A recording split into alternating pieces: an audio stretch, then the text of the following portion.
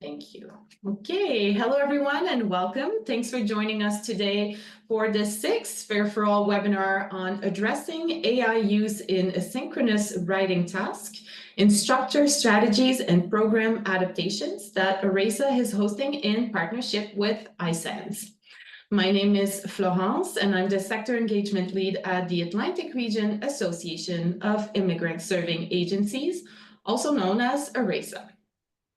So for those of you who may not be familiar with ERASA, we are a nonprofit umbrella organization that supports organizations in the important work of helping to settle and integrate newcomers into our Atlantic Canada communities.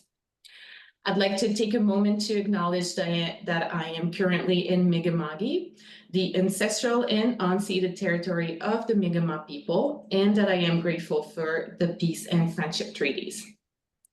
You may be joining us today from Atlantic Canada, the traditional and unceded territories of the Beothuk, Mi'kmaq, Maliseet, and Piscataway peoples, as well as the homelands of the Innu and Inuit of Labrador.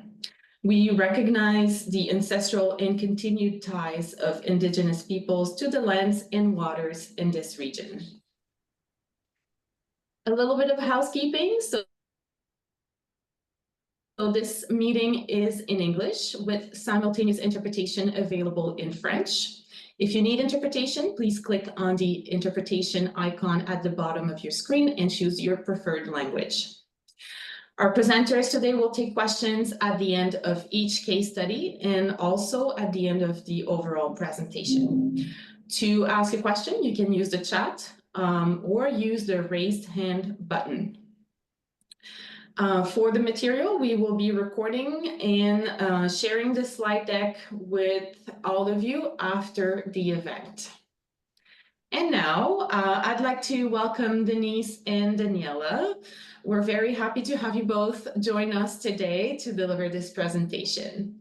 So Denise Callahan is an English as an additional language EAL instructor at the Immigrant Services Association of Nova Scotia, also known as iSense, where she has been teaching since 2017. With a Bachelor of Commerce and a master's degree in applied linguistics, Denise combines a strong academic background with practical experience in EAL and EAP, English for academic purposes, instruction. Passionate about leveraging her expertise to support newcomers to Canada, she focuses on integrating language learning with practical, real-world applications. She has been exploring AI with her learners, and outside of work, Denise enjoys discovering new places with her puppy and creating art through rug hooking.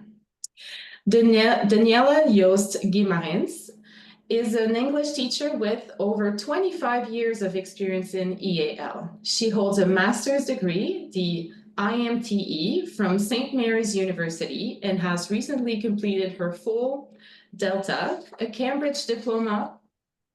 At iSense, Daniela has taught CLB 8 groups, facilitated the Internationally Educated Accountants IEA course, and worked on the curriculum design and is now facilitating the ECE course.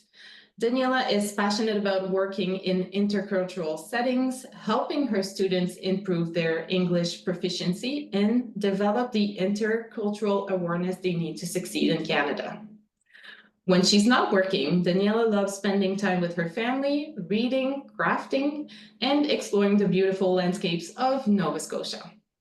Denise and Daniela, welcome, and over to you. Thank you. Thank you very much. Let's go ahead and get started. Thank you everyone for joining us today.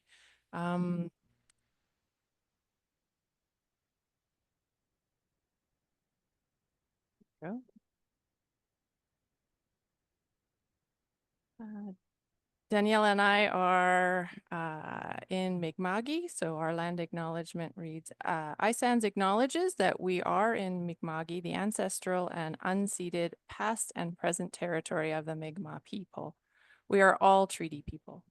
At ISANS, as we help to settle newcomers to Nova Scotia, we also teach them about the history and rights of Indigenous peoples in Mi'kma'ki. We honor the enduring presence and contributions of the Mi'kmaq people, and we are dedicated to fostering meaningful relationships between Indigenous and non-Indigenous communities. The African Nova Scotian Affirmation. We also acknowledge that people of African descent have been in Nova Scotia for over 400 years, and we honor and offer gratitude to those ancestors of African descent who came before us to this land.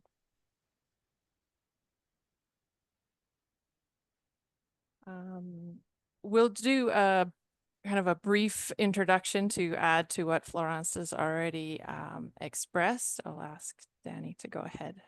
Oh, all right. So thank you, Florence, for the introduction. And it's a pleasure to be here with you. I would like to share a little bit of my AI journey. So my first experience with AI was back in early 2023 with my brilliant master's professor, Julian, who, by the way, will be presenting next month here, along with my dear and equally brilliant friend, Sandra.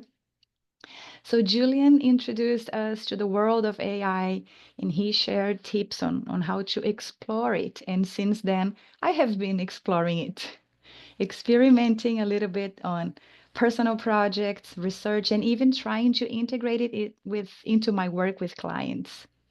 I am definitely not an expert in this field, and I'm here in a peer-to-peer spirit to share some of my insights with you. Thank you, Denise. Thanks very much, Danny. Yes, I am not here in a expert capacity either, but I am really interested in AI. And when I thought back to when ChatGPT first launched, I was invited at ISANS. We had a little think tank, ChatGPT think tank, that I eagerly put my hand up for in 2023 to figure out what is this? How does it work? And we had some really interesting discussions from all perspectives. Constructive dialogue really helped, and since then I've been dabbling, I'd say, most professionally and personally. So it's from a point of interest and exploration that Danny and I are coming to you with today.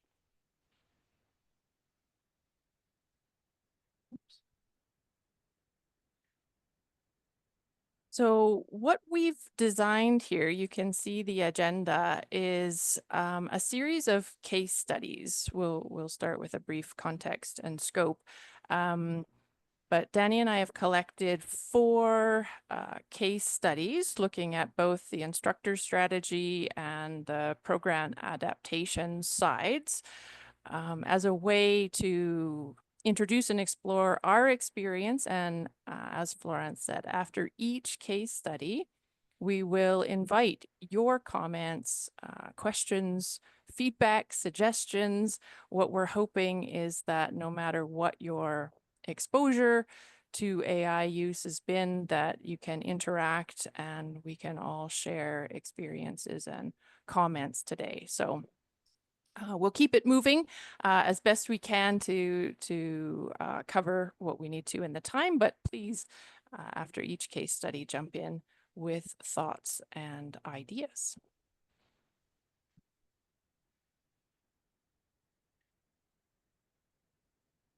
To get us started, this is just a little bit of scope and background. So ISANS, the Immigrant Services Association of Nova Scotia. So our clients are all newcomers living in Nova Scotia. Specifically, our backgrounds are with stage 2, so CLB 5 to 8. 8 can actually be pushed up to 9 or 10. And we've been working in both fully asynchronous, but also blended situations with our clients or learners. And we have the privilege of being in what's called the sector-specific team. So industry sectors are served uniquely. So my background is with internationally educated engineers, Danny with internationally trained accountants and now early childhood educators. Like I said, we're bringing to you some case studies to have a peer-to-peer discussion, not to be experts for today or any day. That's a bit about us, and perhaps I'll turn the tables over to you. This graph shows a technology adoption curve. Maybe some of you have seen it before. I think it's an interesting way for us to think about at what point in time do we jump on and take up new technologies. So I'm probably an early adopter, maybe to the tail end of that as a more exploratory interest. Kind of just where my interests lie. And so it's good to have people from all areas of the curve. Victoria, if you want to go ahead and launch the poll, Danny and I are inviting you, if you wish to respond in the poll so that we can learn a little bit about your backgrounds.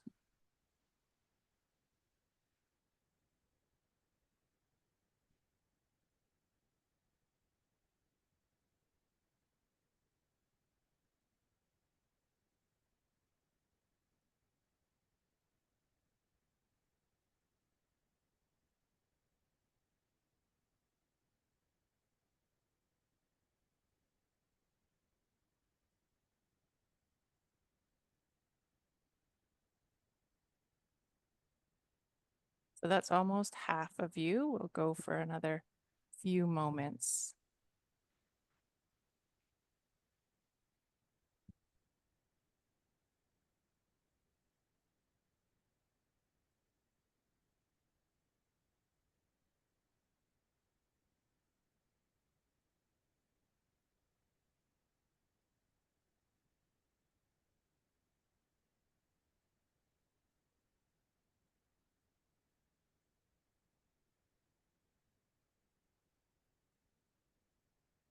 We'll just do 10 more seconds, Victoria.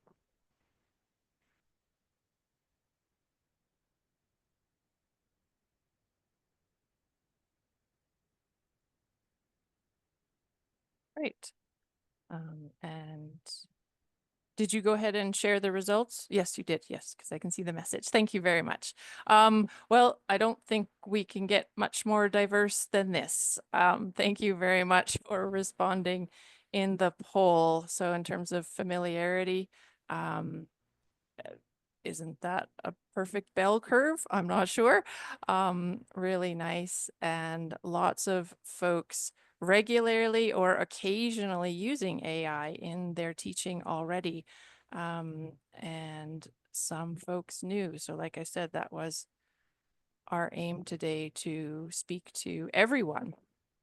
And it's great to have innovators in our midst. So you've been working on this since the beginning, and that's great. And everyone else through the different categories as well. Like I say, everyone today has something to share, opinions to offer, comments, suggestions, and we invite everyone at each point in time. Thank you for answering those questions. And that brings us to our first case study. Danny and I are going to bounce back and forth. So Danny's up first. Thank you. Great, thank you so much. All right, so I'm going to share as our first case study my experience when I tried to use AI as a learning tool for blended course, asynchronous, for my clients' asynchronous writing tasks, specifically in this context where my students were at varying CLB levels. So my focus now will be on how I try to use AI to help bridge the gap between the students' actual writing abilities and their submissions. I will share the many challenges, the successes, and how we can possibly refine this approach moving forward. So let's start by looking at this writing task from one of my clients. Could we check the next slide, please, Denise? I'll give you a moment for you to go through it. Okay, so here it is. Okay, so based on what you can see here, I'd like you to take a moment and reflect. Which CLB level do you think that student is? Please, you can share your answers in the chat, or if anyone feels brave enough, they can unmute their mics and share their reasonings. Or maybe we can do a calibration workshop. No, I'm kidding. So which CLB do you think that student would be? Feel free to share in the chat. Okay. It is not possible to know, of course. Okay, okay. Pretty high. Yes, great answers. Very good.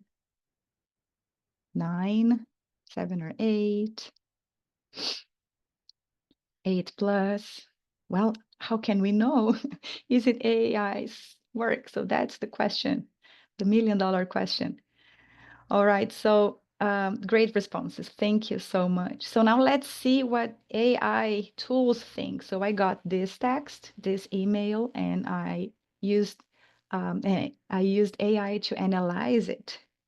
And I used a few different platforms. I used ChatGPT, Claude, and Perplexity. And this is what I got.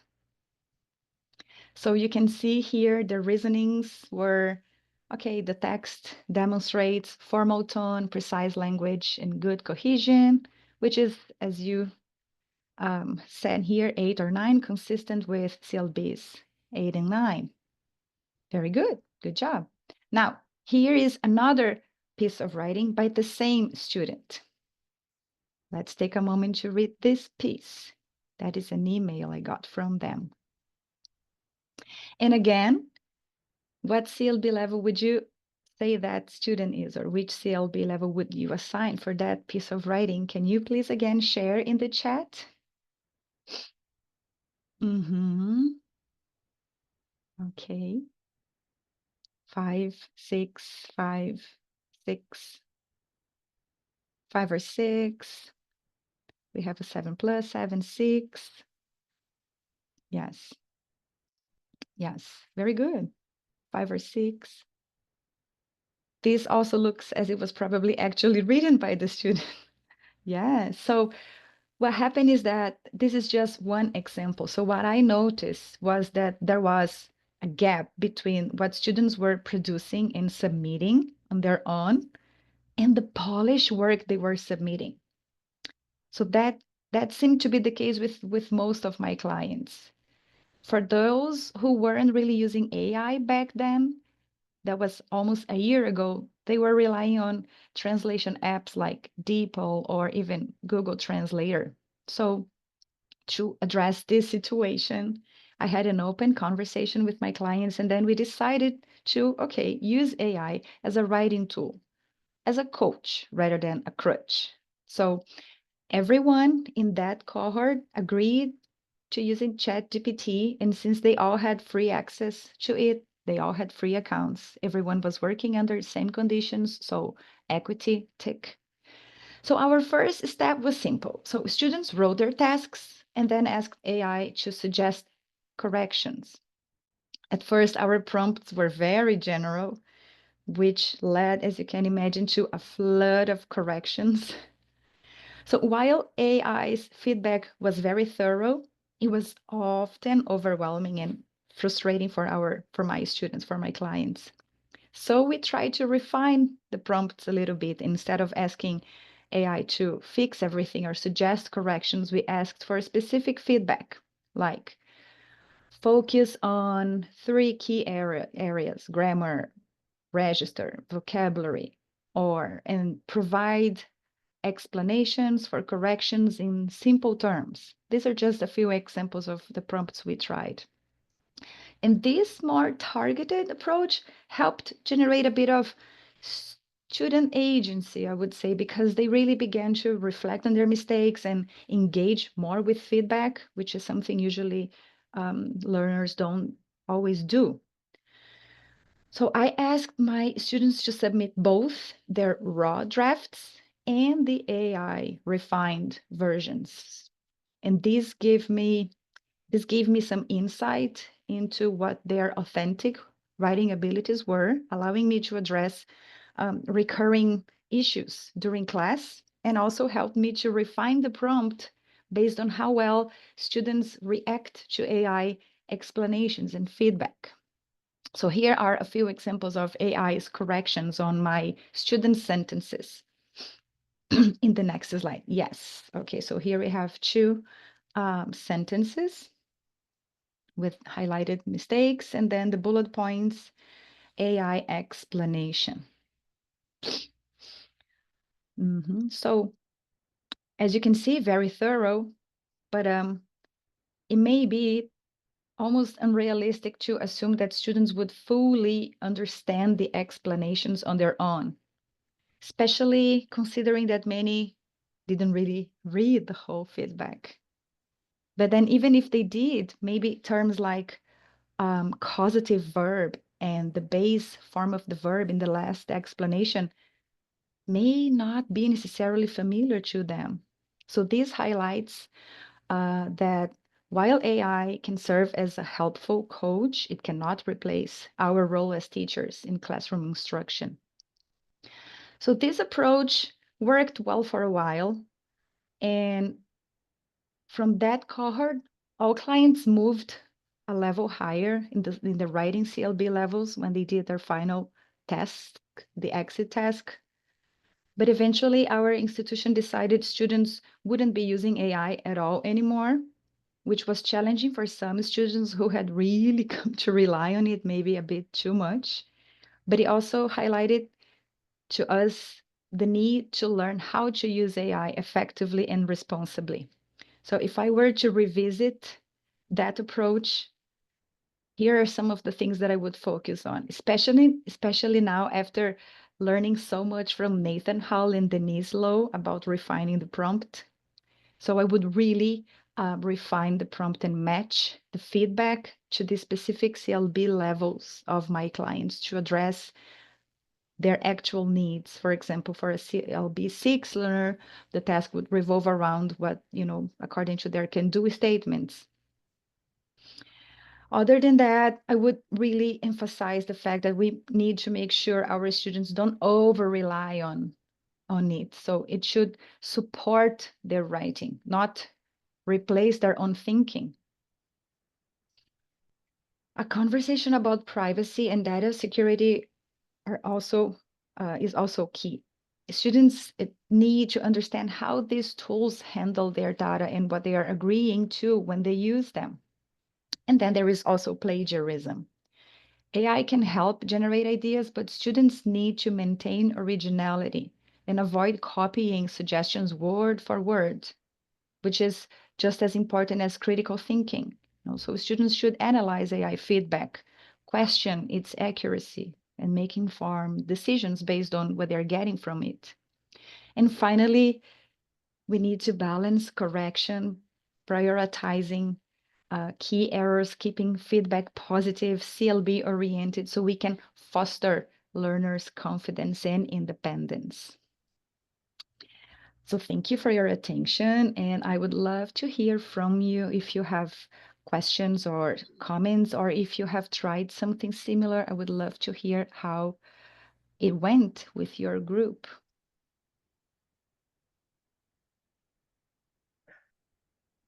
Hi. Hi. Nancy? Okay.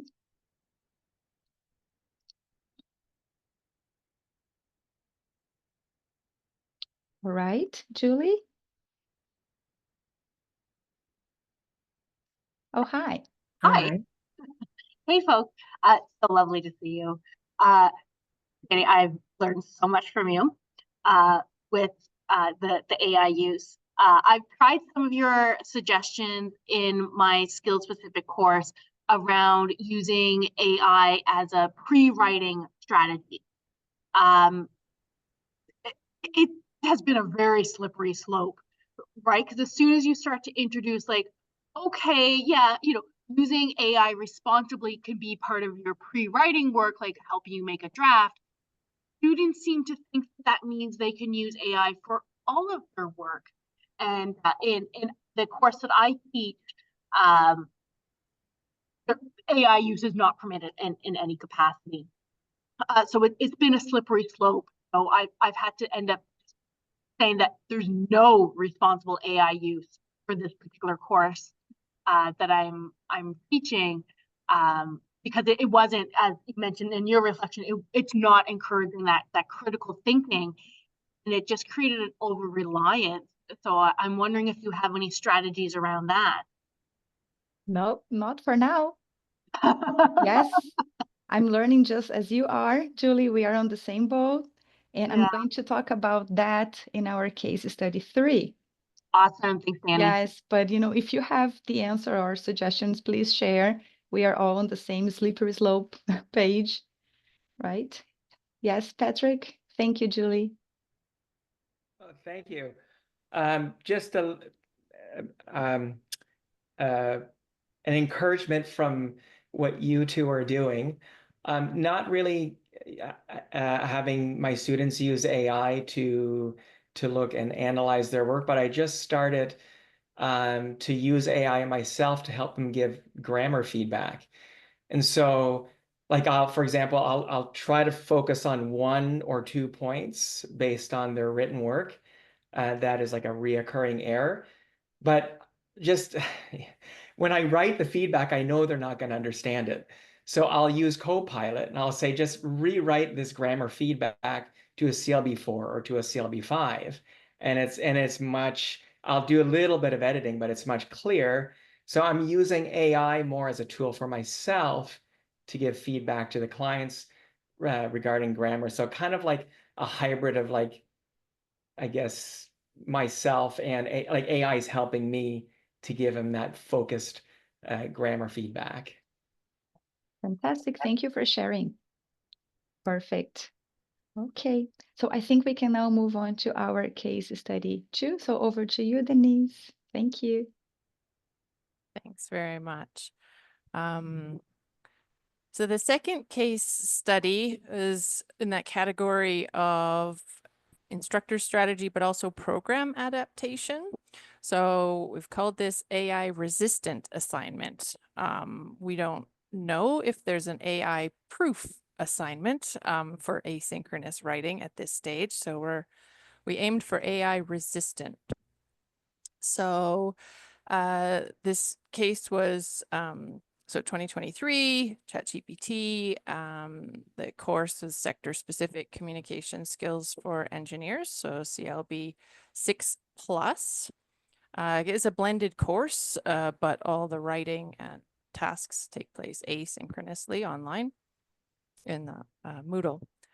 So there was a particular assignment. I've been teaching this course for several years, and it's a good assignment for clients that did it from their own mind, but it was ripe for plagiarism. So it was all around, again, these are engineers, it was all around professional agreements or contracts that they had been exposed to. But the questions in the assignment, write 500 words, included, what are professional agreements? What are the benefits of professional agreements? So we all know those questions, those task words are very low on Bloom's taxonomy.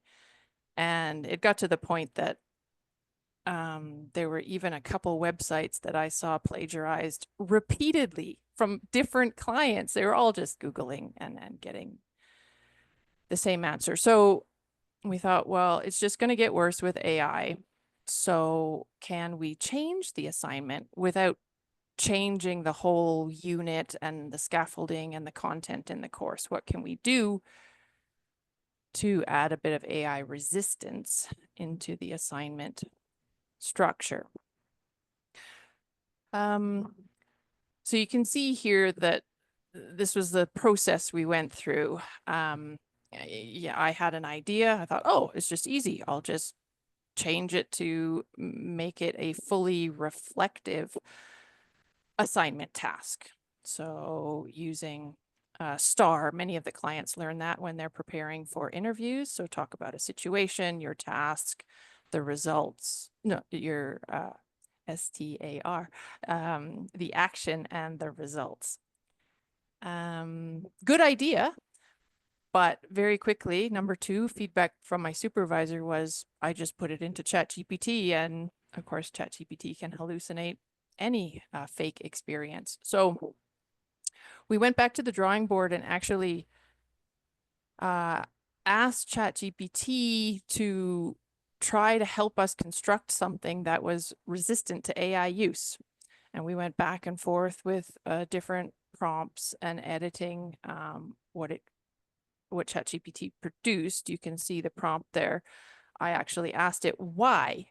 Tell me, why would this be difficult for a student to use generative AI for the assignment? Because I just didn't want just the output from AI. I wanted ChatGPT to justify to me why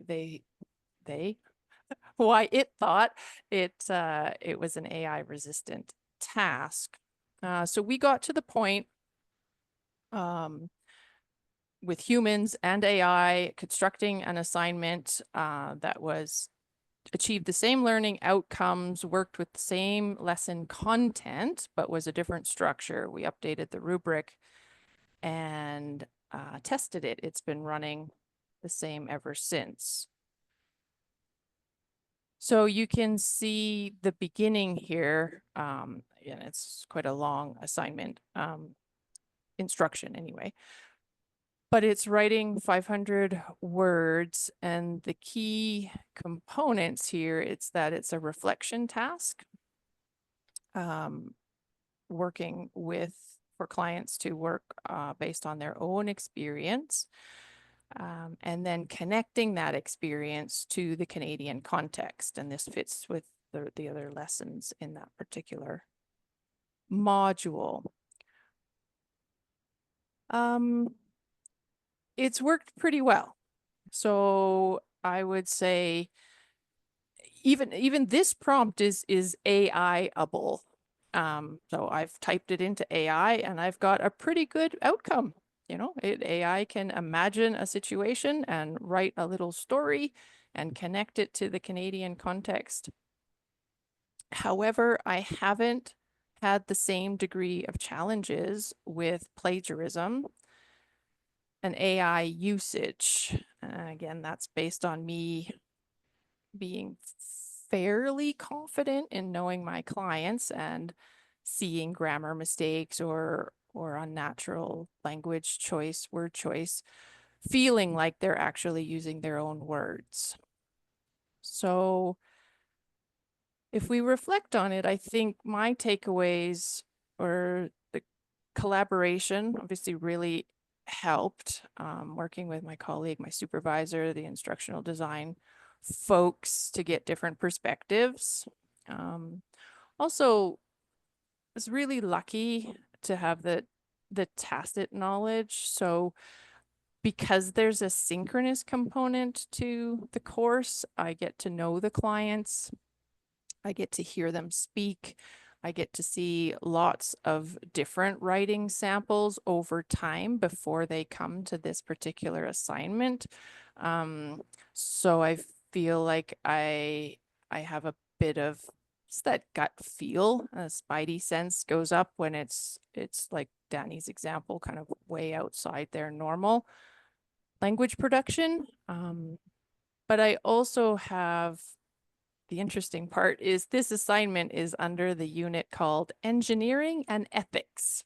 So before we do this assignment, we talk a lot about ethics and the canon that says engineers will act with fairness and equity. And so I think there's a high level of professionalism that they come to the assignment with. But I also, again, give them time and encourage them to explore their own experience.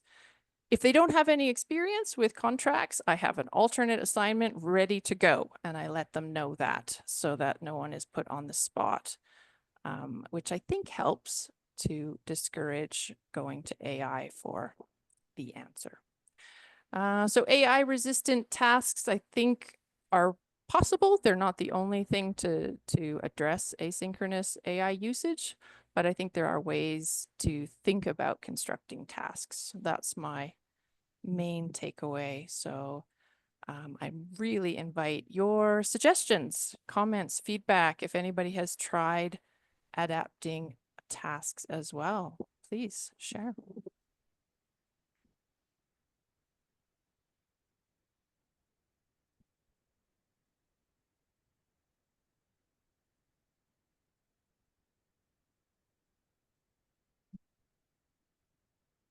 Good question, Nancy.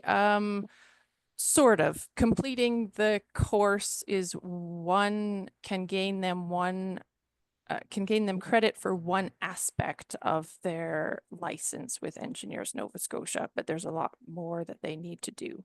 But you're right, there is some component to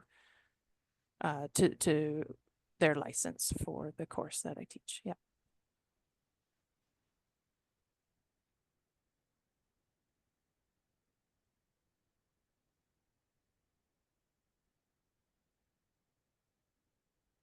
Yes, please get into contact.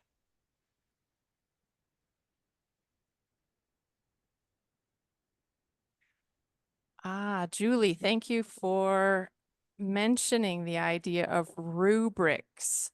Very good point. So that's transparent, I assume, and then clients can see consequences, if that's the right word. Julie, yes, please. Hey, yes. Yeah, that's kind of the idea of the rubrics. So then they can see, I post first the instructions for the assignment. So I break it down, here are the reading expectations, here are the writing expectations. These are all the conditions that you need to have in this particular task. And then I always put it on the very bottom of all of my instructions and all of my rubrics is that, use my own words and do not copy.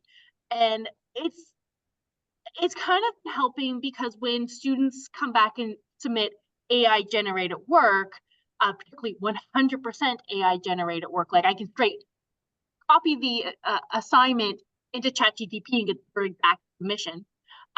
It's been saving me some time because I can just auto fail them for that assignment rather than having to go through every single criteria. I kind of start my rubric at the bottom and then work my way up. So I've been thinking that maybe I need to put that criteria as part of my holistic assessment rather than part of the analytic, keep it as part of the holistic. And I was wondering if you had any suggestions around that in a rubric.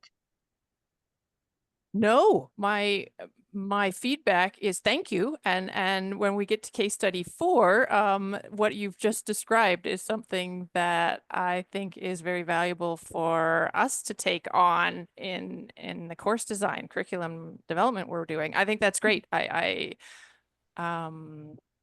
It's being transparent in terms of what the expectations are. And I like the point. It's saving you the time of explaining something over and over and over. Thank you for the idea. Awesome. Okay, thank you.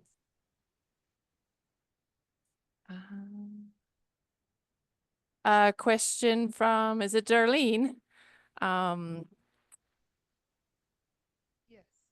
Yeah, was the focus. So this is not their experience diary. So this is actually the OXI modules 1, 2, and 3. So they're not writing their diaries here, but many of them, as you know, they know that writing their diary is about writing their own experience, and they can connect the value of learning to write about their experience in this assignment, I think. Yeah. Nancy, please.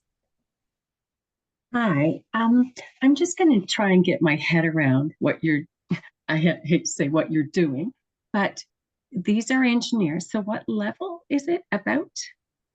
It's minimum CLB 6, and most of Okay. them come in at, it's usually a 7 or 8, but yeah, it's minimum 6. Okay, yeah. So they already have really good technical skills. They already have, I'm going to say basic English. So the English that you're teaching them, and I'm just wondering how this relates to AI, because if it's engineering, right? That's very specific language. And wouldn't they have to kind of, I want to say cut and paste using old terms, out of something if it's a technical thing? The good So question. AI, you know? Yeah. And I see the time warning from Victoria. So Okay. Nancy, you So- and I might have a conversation because we're not doing technical writing, we're doing professional communications and workplace culture. It's a fine line, and we do cross it sometimes, but it's there's no short answer to that one, but there's a bit of language, but it's more about cultural adaptation. So register and structure in communication. Yeah.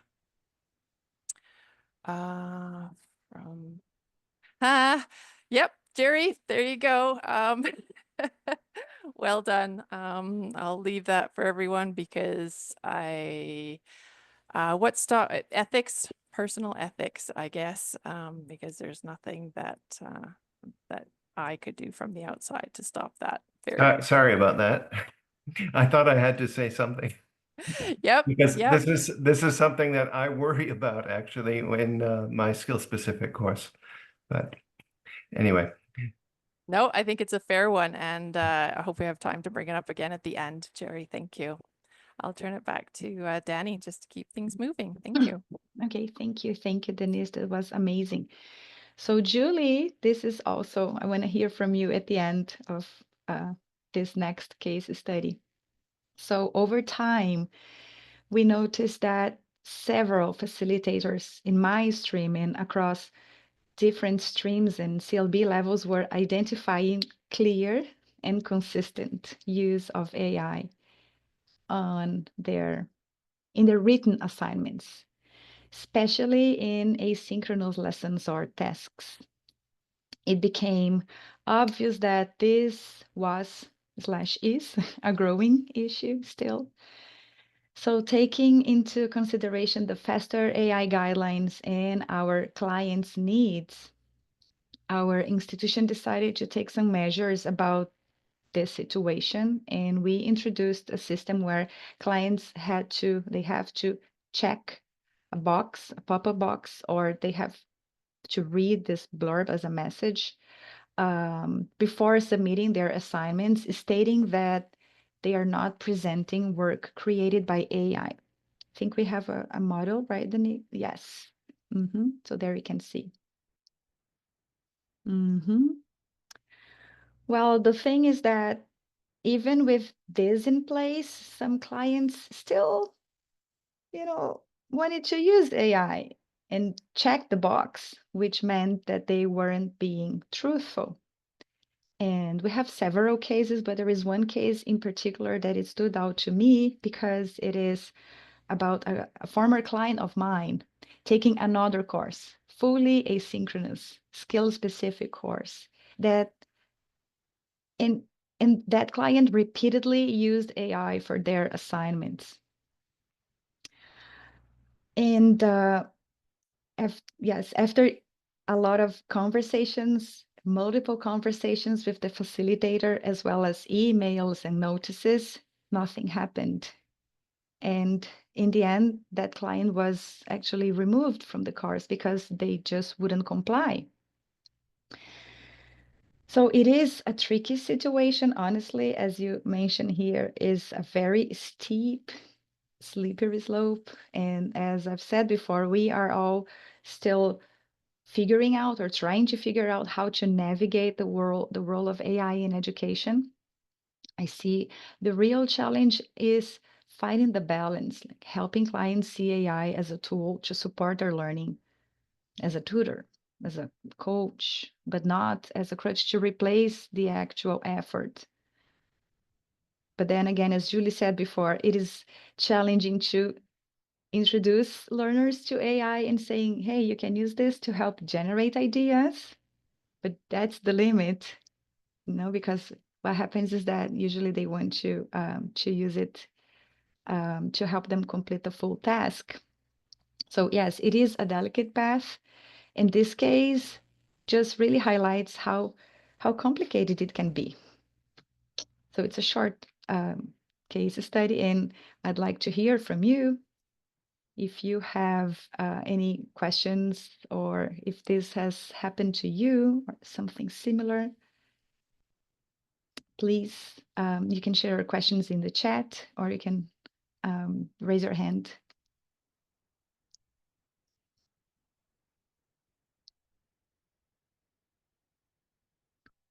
Okay, so I'm not sure whose hand was up first. I see Megan.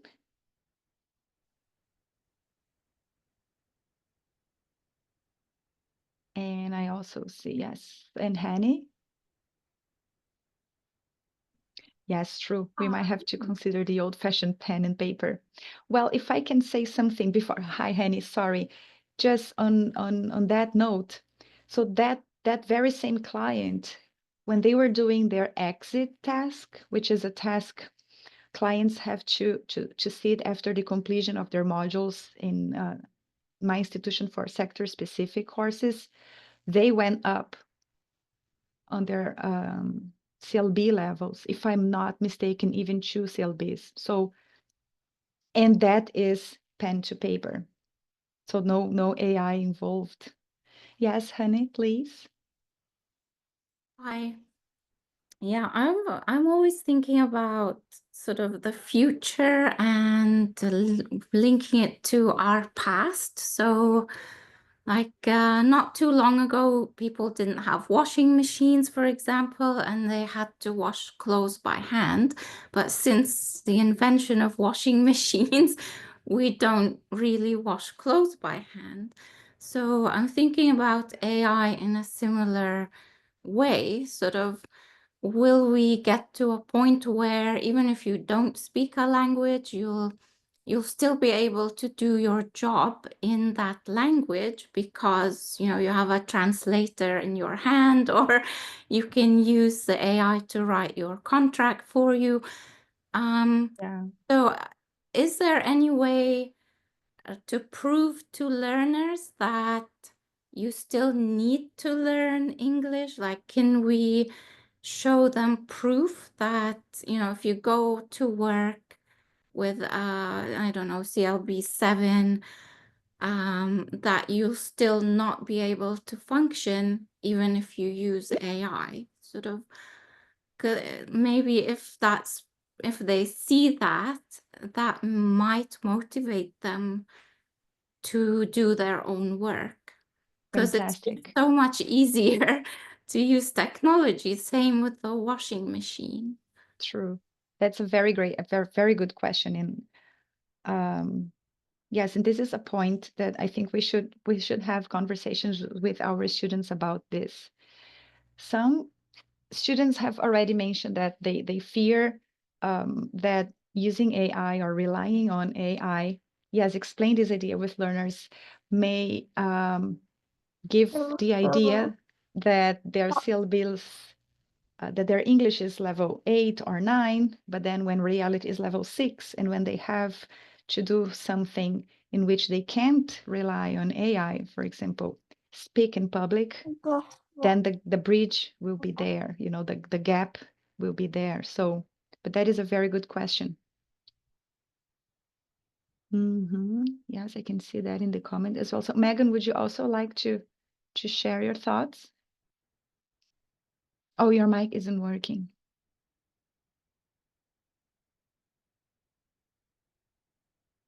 Yes, exactly. Maybe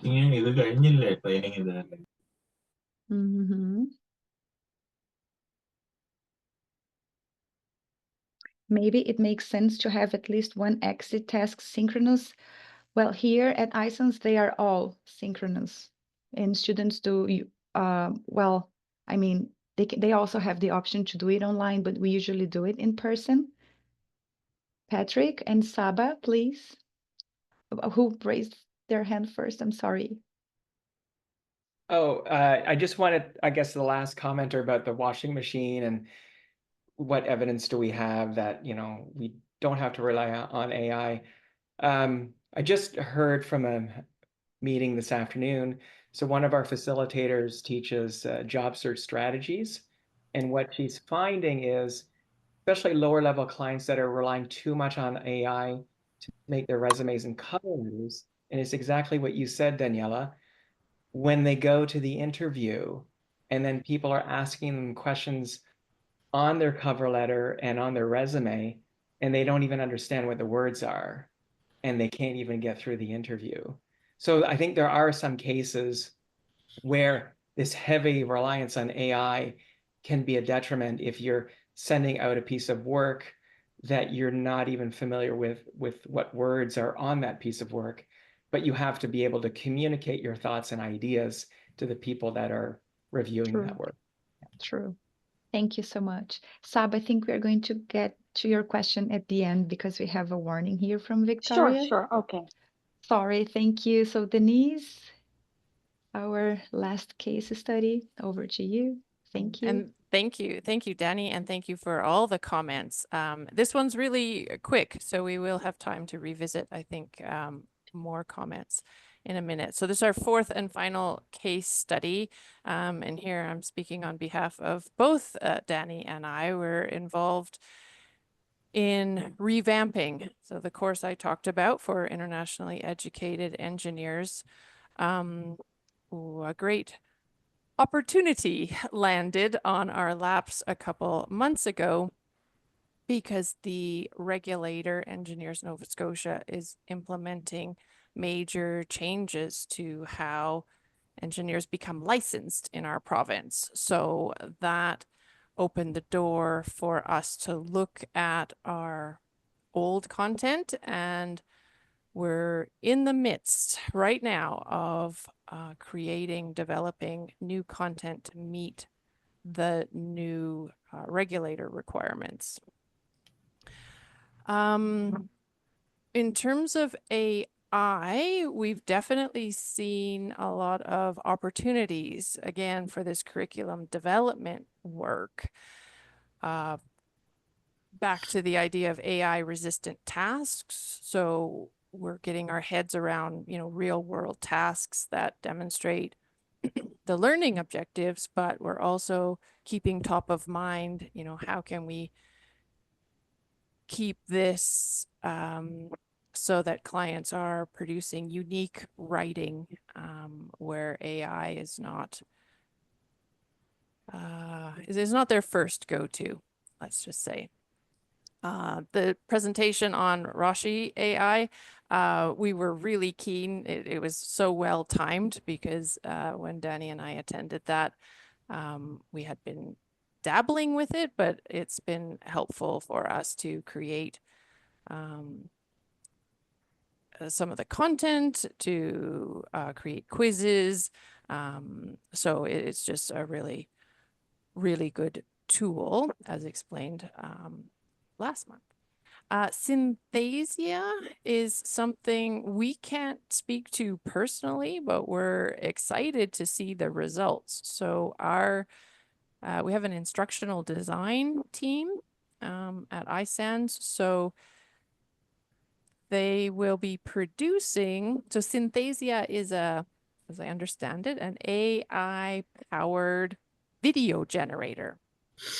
So we input the text. So as curriculum developers, we're giving the text that we want, and then with avatars AI, I'm not sure, some amazing videos should be produced. I'd be interested to see if people have used this, but for really giving our course a modern look, a lot more video content is our goal for sure. So to have AI available is a really good opportunity. On the learner side, we're not sure where this is going to take us. It's exciting to learn that we're using Moodle. Moodle 4.5 does have some capability for users to inside Moodle to use AI. So you can basically turn on a functionality for them to write a prompt and get writing, write a prompt and generate an image. there's a button for summarizing the text. Again, it's exploratory. We're not sure where that might take us.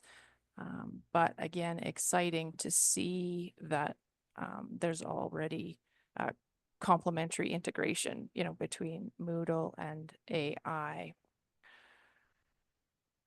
That's basically all I can tell you at this point. We don't know the outcomes because we're literally building the bricks day by day here, and the reflections on how this has been implemented, and it will occur after testing. So check back in 2026, I think, for that. But I'd be really interested, again, in any comments, any experiences that people have at this curriculum development level about AI integration.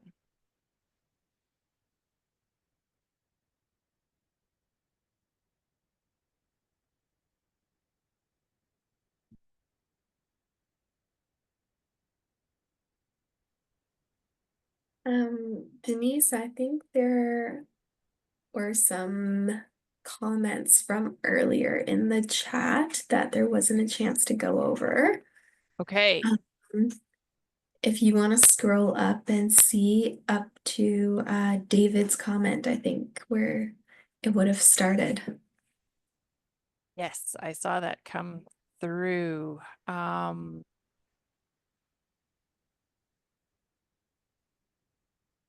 I'll leave that to the audience. So for me, no. You're right. I do understand a little bit about the version history tracking. And I think you've highlighted just the whole concept of emphasizing process over product. So we've talked about that a lot in AI use, a tool with rules, and how can we wrap our minds around something in a real world sense, because this exists. But the idea of seeing the writing process and seeing learners go through each step of the writing process, you're right that platforms like Microsoft 365 or Google Docs then could automate all of this, which then teaches the real skill of idea generation, editing, refining, polishing, writing, which I think has a lot of value in itself, but has a bonus of some AI monitoring, perhaps. I like that idea. Yeah. Sarah's comment, I don't know if we got to that one. Danny, did you want to speak to that? It came through and in yours, and then we'll get to Saba.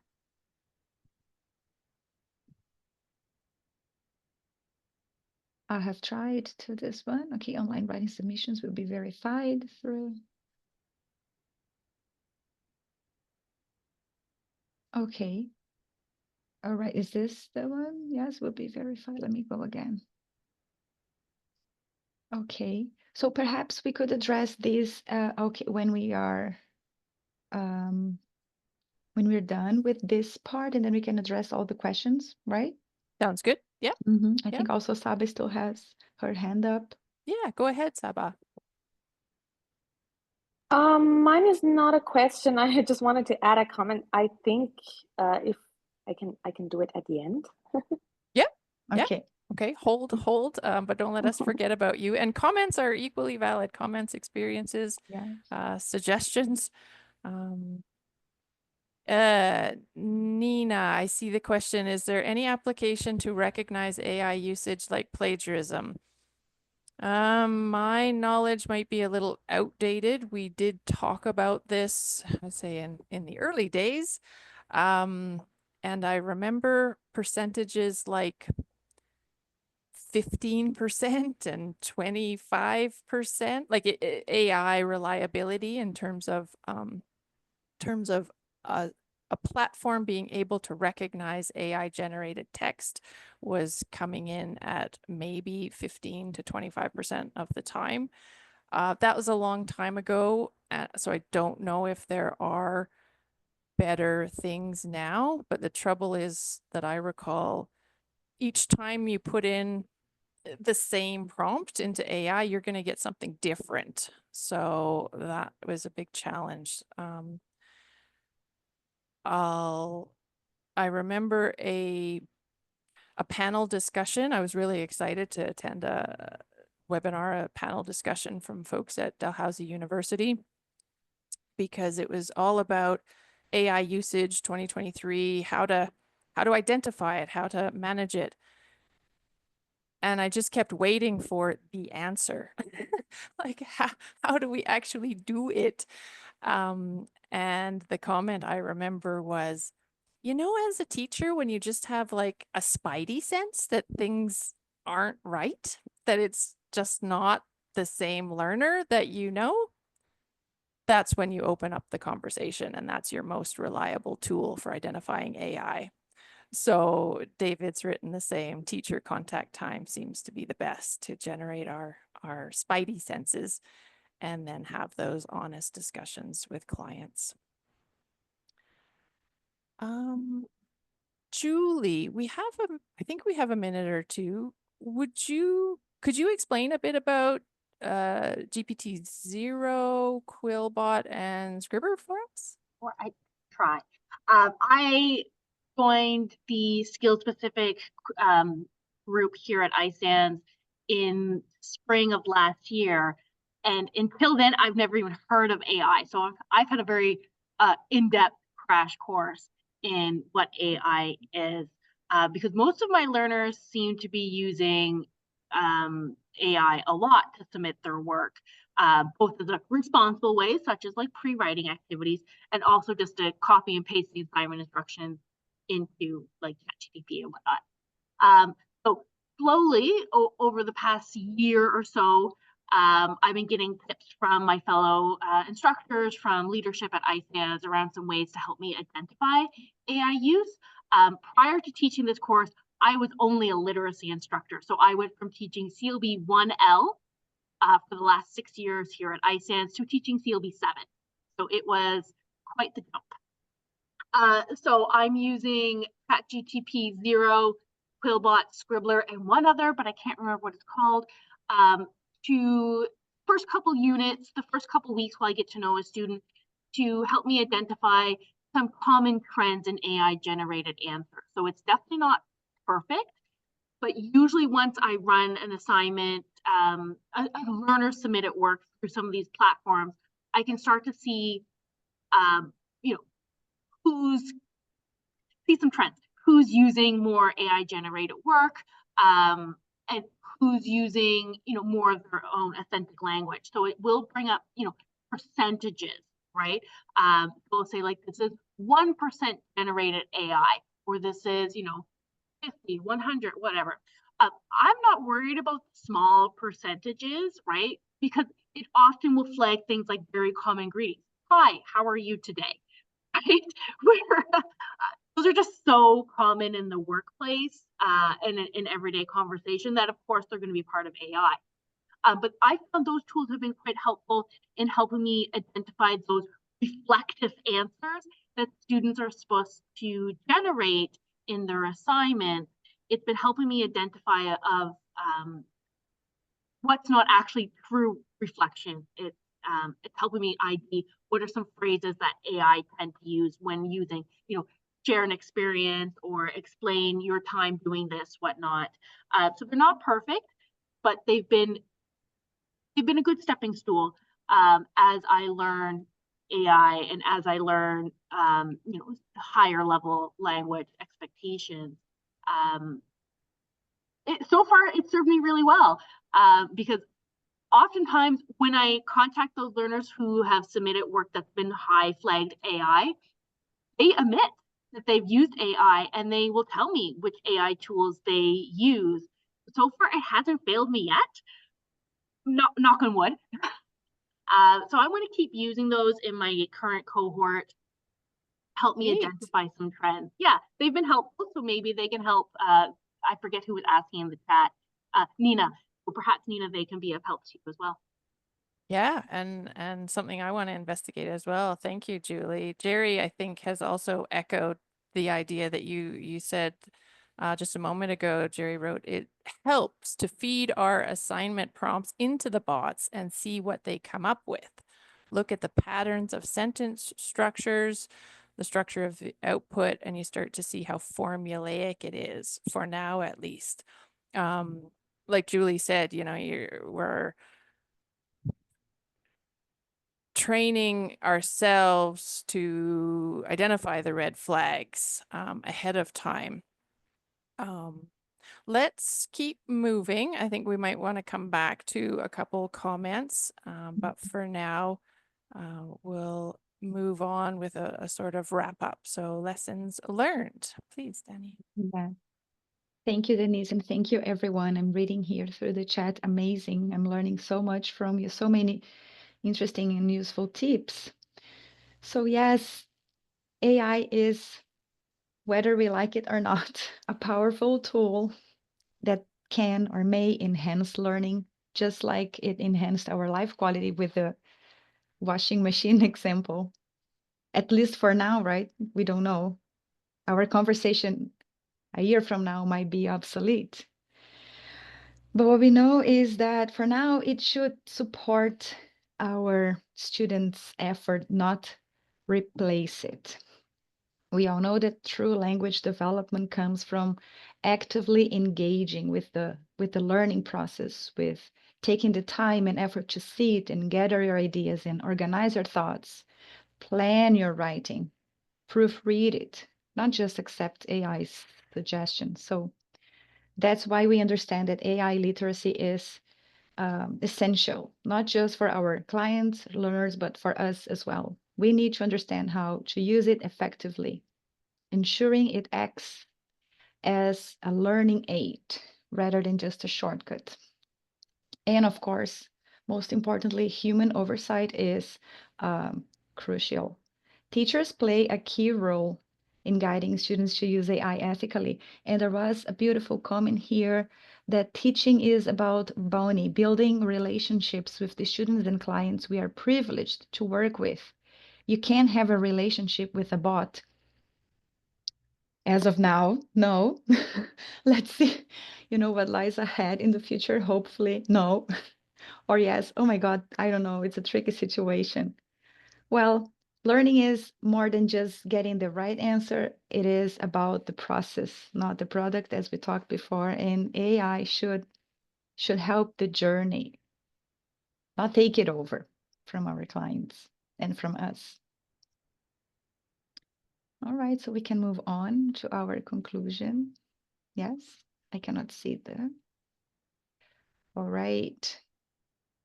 Yes, okay. So we also would like to take a moment to talk about equity, which connects directly with into our institution's values of diversity, respect, and inclusion. So one of the biggest concerns with AI is bias, and AI is as fair as the data that it's trained on. So if the data carries cultural or linguistic biases, then the AI will reflect them. And these can lead to certain English varieties or accents being prioritized, which can put learners from diverse backgrounds at a disadvantage. For example, in my own work, when using AI to generate ideas or even to tasks for my clients or exercises, I've made the conscious decision and effort to challenge bias by asking my personal assistant, my personal Chat GPT account and Copilot, not to use the term native speaker in my projects. Instead, I suggested it use fluent speaker. We are all familiar with native speakerism and how outdated and rooted in bias it is, and especially in here, settlement and immigrant support contexts, we don't want to reinforce that. But the truth is that if we don't actively make these changes, AI can end up reproducing and even amplifying systemic inequities instead of helping us to dismantle them. On a bigger scale, we also need to make sure that how we use AI, if we use AI at all, aligns with our other institutions' core values. I've already mentioned diversity, inclusion, respect, also collaboration, innovation, and accountability. And these aren't just words, they are a guide to making sure AI is used in a way that truly supports our clients. So we'll leave you with a question, something to reflect on as you think about the future of AI in education and in all areas of our lives. So how can educators ensure AI-driven tools address rather than perpetuate systemic inequities in language learning?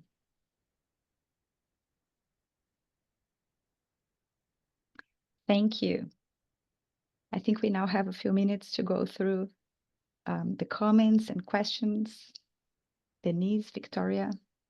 Yes, thank you very much. Victoria, if you can flag comments in the chat or people who had their hands up that we didn't get to, now is a perfect time, and we invite any and all comments, suggestions, feedback. Well, I remember Saba had her hair. There we go. Thank you. That's how bad my memory is. Saba, please. Thank you. Can you hear me? Yes. Okay, great.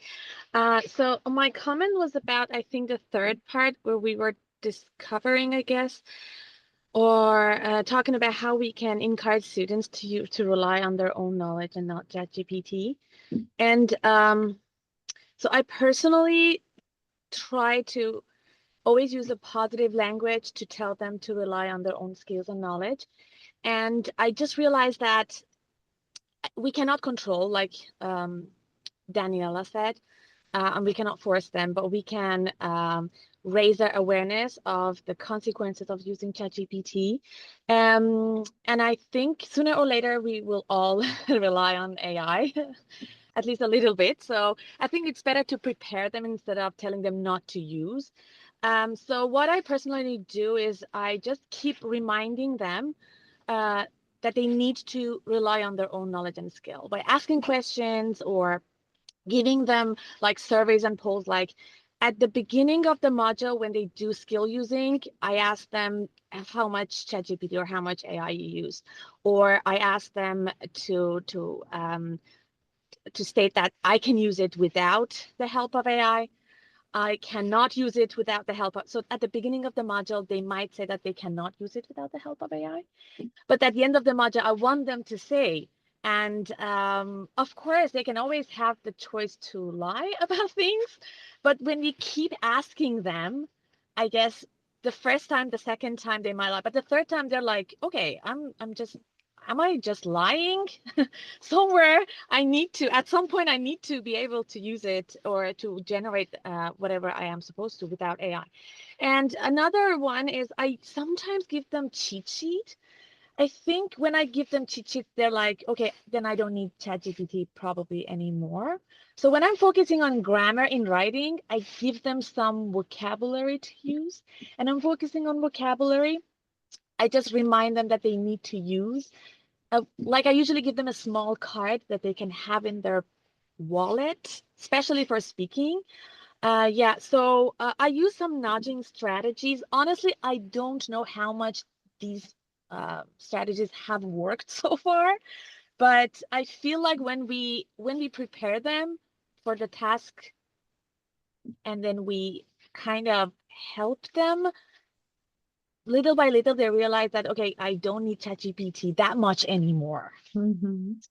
Because I can do it. Yeah. So these are some of the things I use. And as Daniela said, I'm not there. I honestly don't know most of the time. I can guess that some of them are using ChatGPT, but I cannot prove that to them.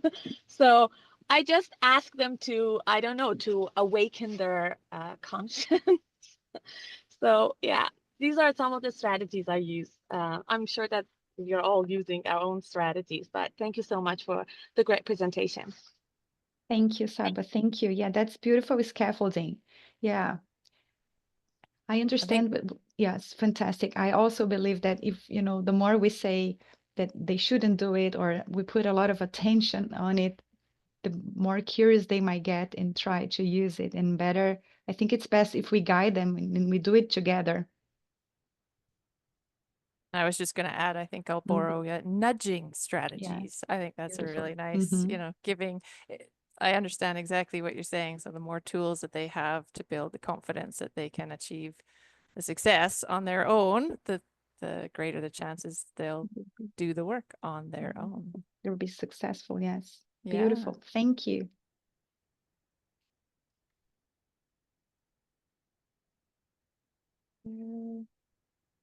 Anything in the chat that we've missed or anyone else want to share? Sorry, there is something that Patrick wrote that I think really ties in a couple of key concepts. So he wrote, I've started using Roshi AI to create an audio of assignment instructions to provide listening as well as reading to help clients better understand instructions. Kind of a UDL, Universal Design for Learning. So I think that's really good. That idea of having the listening input in conjunction with the reading. But what comes to mind is, what if you take away even the reading and just have listening prompts or image prompts, right? Which means the copy paste into ChatGPT is at least one level more difficult because the clients would have to write an instruction prompt. But I like the UDL of having both. Thank you.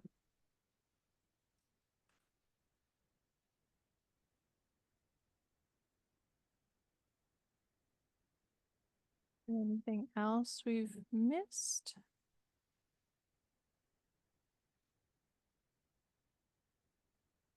I think we have covered it all. Let me go again. Sorry, Jerry. Go ahead, Denise. There is just, I said we'd come back to Jerry's comment about just kind of making it look human by adding errors. And I like your comment here as well, Jerry. I think we will all need to integrate the concept of AI's use in the workplace in all of our skill-specific writing courses. Knowing how to use it effectively without losing one's unique voice will be a sought-after skill, I would think. But with the tech evolving so quickly, as soon as we develop something, it could be obsolete. All good points. Yes. And I do feel like sometimes I'm scrambling to keep up with clients. We talk about equity between clients and ensuring people have access to the tools AI provides. And there's just such a disparity. I know I have a client currently who has trained, so he has his own private paid account where, he's trained AI to be his own voice, his own style. He's taught a course in AI usage. So I'm scrambling to keep up with him and trying to understand what's his own and what's his process of using AI. So yeah, things develop quickly and keeping up is an everyday task. Thank you, Jerry.